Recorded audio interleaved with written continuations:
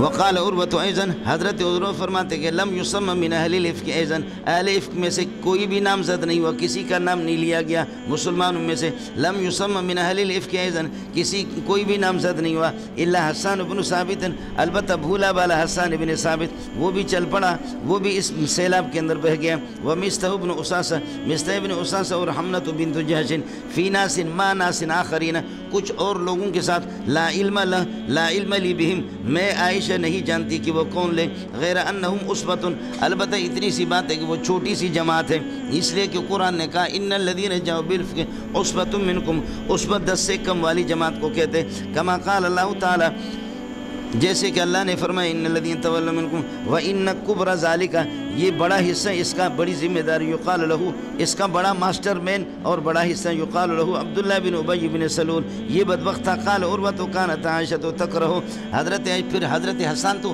سیلاب میں بہہ تو گیا تھا، حضرت مستح بھی، لیکن حضرت حسان کو اماں نے معاف کر دیا. قال عروۃ، حضرت عروہ فرماتے ہیں کہ کانت عائشہ تکرہ ان یسب عندها حسان، حضرت حسان کو برا بھلا کہا جائے، اماں عائشہ اس کو ناپسند کرتی تھی. کانت تکرہ، ناپسند کرتی تھی، ان یسب عندها، آپ کے سامنے برا بھلا کہا جائے حسان کو. وتقول، کہتی تھی اماں عائشہ، انہ الذی قال، یہ وہ ہے کہ جس کو اللہ نے بخش دیا، اس نے توبہ کر دیا، جس نے یہ کہا فإن أبي ووالده وإرزي، فإن أبي ووالده وإرزي لإرز محمد منكم وقاؤ، وقاؤ بھی ہے اور اللہ آپ کا بھلا کریے ہے کہ فداؤ بھی ہے.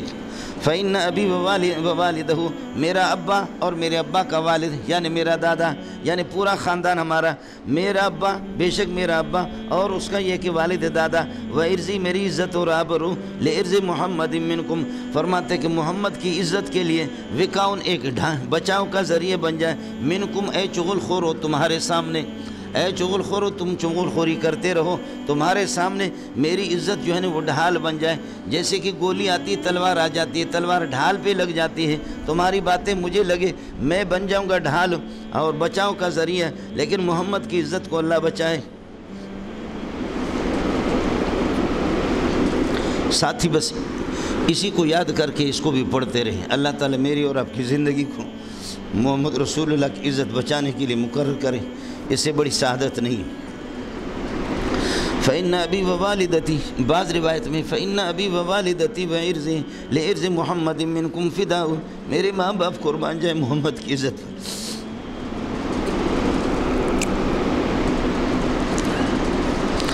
قالت عائشہ فقدمنا المدینہ، ہم مدینہ آگئے، فاشتکیت، میں بیمار ہو گئی، حین قدمت شہرا، جب ہم ایک مہینہ بیمار رہی، والناس یفیضون فی قول اصحاب الافک، لوگ جو ان کے گھستے تھے، غوطہ لگاتے تھے اہل افک بہتان تراشوں کی باتوں کے اندر. لا اشعر بشیء من ذلک، مجھے ان میں سے کسی کا پتہ بھی نہیں ہوتا تھا.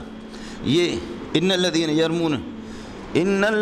یرمون المحصنات الغافلات المؤمنات،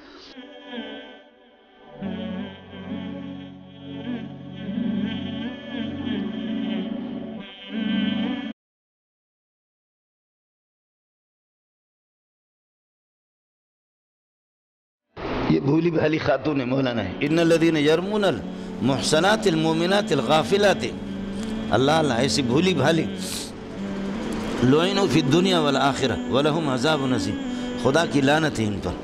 اس لیے شیعوں سے بڑا، رافضیہ سے بڑا ملعون کائنات کے اندر کوئی بھی نہیں ہے. اگر دینی غیرت ہو تو ہم ان کے ساتھ جا کر کے کھانا کھائیں، بیٹھ جائیں. ہماری غیرتیں جواب دے چکی ہیں.